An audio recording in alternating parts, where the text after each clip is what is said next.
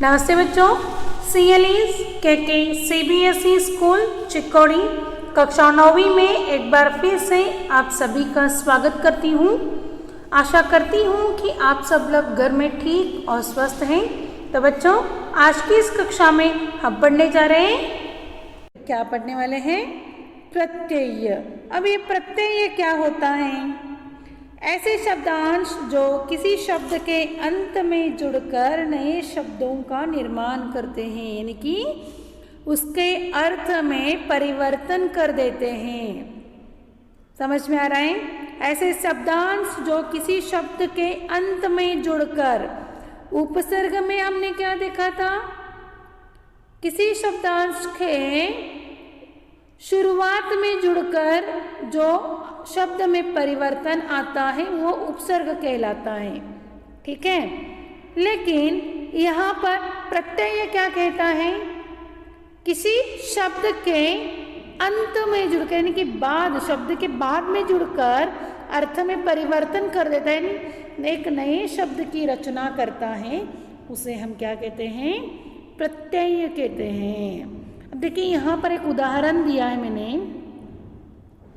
मनुष्य एक शब्द है और उस शब्द के अंत में हमने ता लिया है और यह शब्द बना मनुष्यता। समझ में आ रहा है? यह शब्द क्या बना?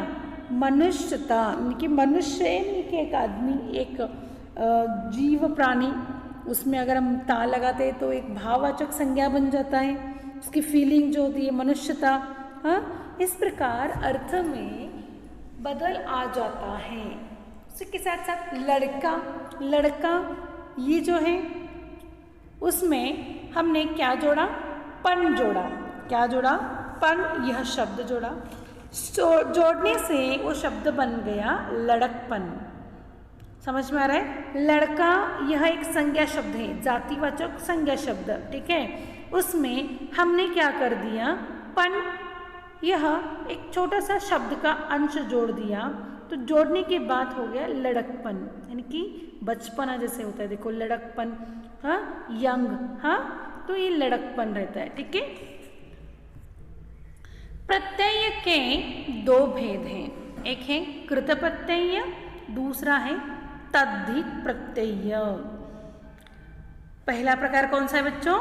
कृत प्रत्यय, दूसरा है तद्धित प्रत्यय, ठीक है। अब कृत प्रत्यय क्या होता है? देखिए, जो प्रत्यय क्रिया शब्दों में जोड़े जाते हैं, जो प्रत्यय क्रिया शब्दों में जोड़े जाते हैं उन्हें कृत प्रत्यय कहा जाता है। अब यहाँ पर देखिए, क्रिया शब्द यानी कि क्या? काम का पूर्ण होना यानी कि क्रिया, ठीक है। काम का पूर्ण होना यानी कि क्रिया। अब देखिए यहाँ पर ये पढ़ाई, पढ़ाई ये जो शब्द है इसमें आई प्रत्यय लगा है। क्या लगा है? आई प्रत्यय लगा है। तो पढ़, पढ़ यह पढ़ाई का धातु है, पढ़ना यह क्रिया है। देखिए यहाँ पर बच्चों, मैं आपको समझाती हूँ कि पढ़ का हमने किया पढ़ाई, इसमें आई प्रत्यय जोड़ने से वो पढ़ाई हो गया। अब मूल धातु यानी कि पढ़ है, इसमें ना जोड़ने से ओ हो गया क्रिया, पढ़ना, ये क्रिया है, ठीक है बच्चों। अब नीचे देखिए यहाँ पर इनसे बनने वाले शब्दों को हम कृदंत कहते हैं, कृदंत, ठीक है। यहाँ पर क्या कहते हैं? इनसे बनने वाले शब्दों को हम क्या कहते हैं? कृदंत कहते हैं। और कृत प्रत्यय धातु के अंत में लगते हैं। अब ये पढ़ना जो है ये है क्रिया। शब्द में समझ में आ रहा है बच्चों? पढ़ना जो है वो है क्रिया, उसमें पढ़ जो है वो धातु है, यानी कि मूल शब्द है। समझ में आ रहा है? मूल शब्द इसमें क्या है? पढ़ है, हाँ, उसमें हमने ना जोड़ दिया, वो क्रिया बन गया। अब यहाँ पर इनसे बनने वाले शब्दों को कृदंत कहते हैं और कृत प्रत्यय धातु के अंत में लगते हैं। अब पढ़ना इस शब्द का धातु यानी कि मूल शब्द, मुख्य शब्द, मुख्य शब्द के अंत में प्रत्यय लगता है। सफिक्स, प्रत्यय यानी कि क्या, सफिक्स। ओके, तो मूल शब्द के अंत में क्या लगता है, प्रत्यय लगता है। ठीक है, अब यहाँ पर देखिए पढ़ का, पढ़ में आई जोड़ दिया, ये जो प्रत्यय दूसरा शब्दांश जोड़ दिया, जोड़ने से वो हो गया, यहाँ पर आ की मात्रा है। अगर आप संधि जानते हो ना बच्चों, तो आपको पता चलेगा कि ये आ की मात्रा है, वो हो जाएगा पढ़ में मिल जाएगी, और ये हो गया पढ़ाई। समझ में आया? इस प्रकार प्रत्यय होते हैं, यानी कि शब्द के अंत में जोड़े जाते हैं प्रत्यय। समझ में आया? उसी प्रकार दूसरा एक उदाहरण यहाँ पर दिया गया है, दिख। दिख, देखिए यहाँ पर दिख, दिख में अगर हम ना जोड़ते हैं तो वो बन गया क्रिया, दिखना, है ना, दिखना क्रिया। ओके, अब इस दिखना, इस क्रिया का धातु है दिख। दिखना इस क्रिया का धातु क्या है, इनकी मूल शब्द क्या है, दिख, जिसमें हमने नाम मिलाया है, नाम मिलने से वो क्रिया बन गया। हाँ, ओके, अब ये दिख है, इसमें हमने क्या किया, दिख में आवा यह शब्दांश जोड़ दिया, आवा यह शब्दांश जोड़ दिया, तो वो बन गया आ की मात्रा, यानी कि दिख में आ की मात्रा लगाया, दिखावा। समझ में आया? ये जो शब्द जैसे बनते हैं वो हम संधि सीखने वाले हैं बच्चों आगे के कक्षा में, तो ये समझ में आया आपको? ठीक है, अब आगे बढ़ते हैं। कृत प्रत्यय के कुछ उदाहरण मैंने यहाँ पर दिए हैं। देखिए, मूल धातु यानी कि मूल शब्द, धातु यानी कि मूल शब्द, ये आपको समझना है बच्चों। समझ में आया? ओके, अब यहाँ पर देखिए भूल और घूम, भूल और घूम ये मूल शब्द है, इनमें हमने अक्कड़ प्रत्यय लगाया। क्या लगाया है? अक्कड़। वो शब्द कैसे बन गए? बुलक्कड़, घुमक्कड़। समझ में आ रहा है? अ की कोई मात्रा नहीं होती, तो यहाँ पर कोई मात्रा नहीं दी गई है, तो बच्चों समझ में आ रहा है? भूल, भूल में अक्कड़ यह प्रत्यय लगाएंगे तो वो बन गया बुलक्कड़। घूम में अक्कड़ यह प्रत्यय लगाएंगे तो वो बन गया शब्द घुमक्कड़। ठीक है, अब दूसरा जो शब्द है देखिए यहाँ पर लूट और बस। मूल शब्द है लूट, दूसरा शब्द है बस। इसमें हमने लगाया है एरा।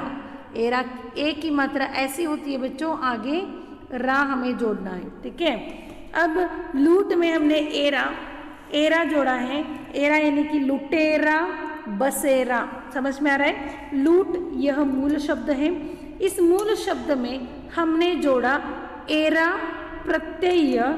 एरा यानी कि ए की मात्रा लगाएंगे और रा को जैसा है वैसा रखेंगे।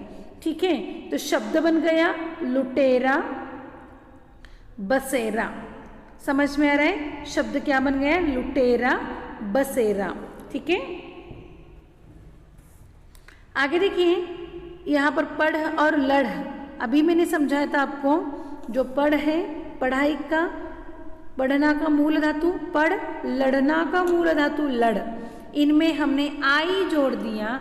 आई जोड़ने से पढ़ में आ की मात्रा पढ़ा ई जैसा है वैसा। ओके, लड़ में भी वैसा ही, लड़ में आ की मात्रा लढ़ा ई, लढ़ाई। ठीक है, इसी प्रकार बन जाएगा।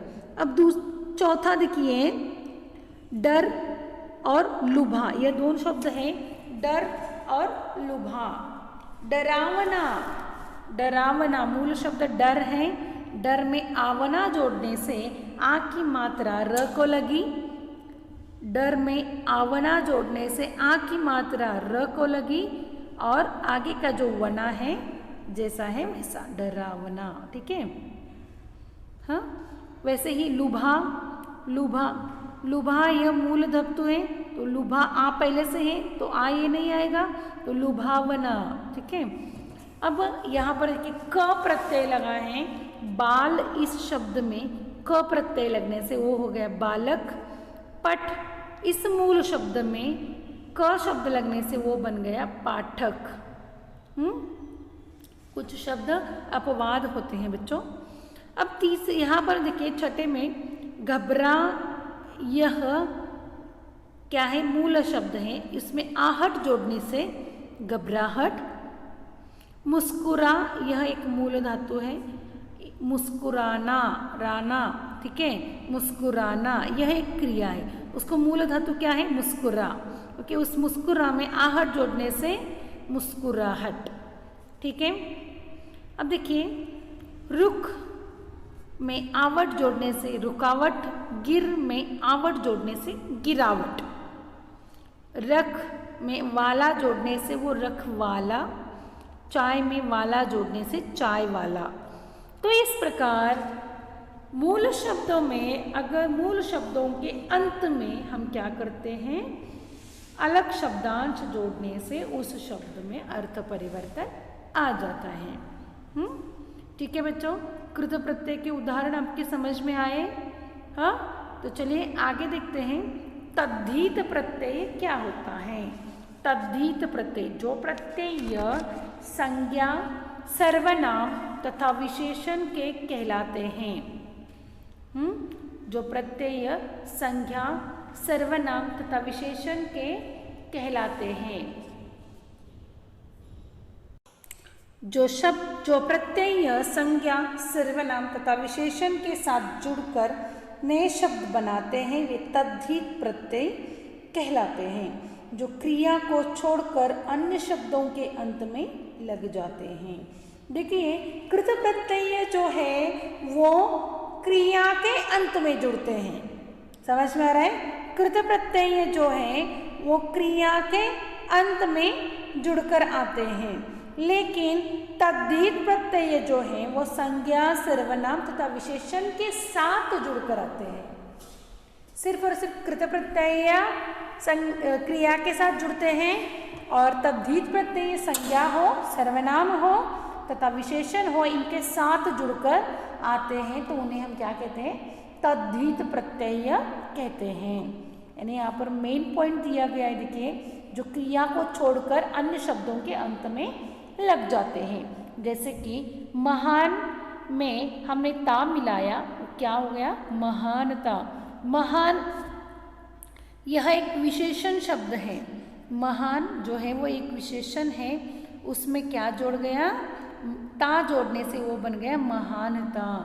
ठीक है, उसी के साथ भाग्य में वान जोड़ा तो वो बन गया भाग्यवान। ये क्रिया शब्द नहीं है, हाँ, तो इसमें ये विशेषण है। तो इन विशेषण में हमने दूसरा जो शब्दांश है वो जोड़ने से क्या हो गया, अलग ही शब्द निर्माण हो गया। ठीक है, देखिए कुछ तद्धित प्रत्यय के उदाहरण भी हम यहाँ पर देखते हैं। तो देखिए बच्चों, भीख, पहला उदाहरण जो भीख और पूजा, इसमें आरे प्रत्यय जोड़ा है। कौन सा प्रत्यय जोड़ा है, आरी। जैसे प्रत्यय का हमने पहली बार किया, कृत प्रत्यय के लिए मात्रा जोड़नी है, तो बच्चों आ की मात्रा लगेगी भीख में भिकारी और पुजारी। समझ में आया ना? पत्र में कार लगा, क्या हो गया, पत्रकार।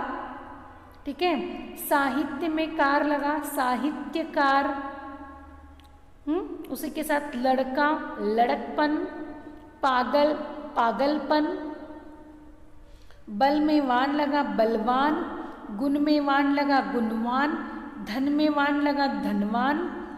समझ में आ रहा है बच्चों?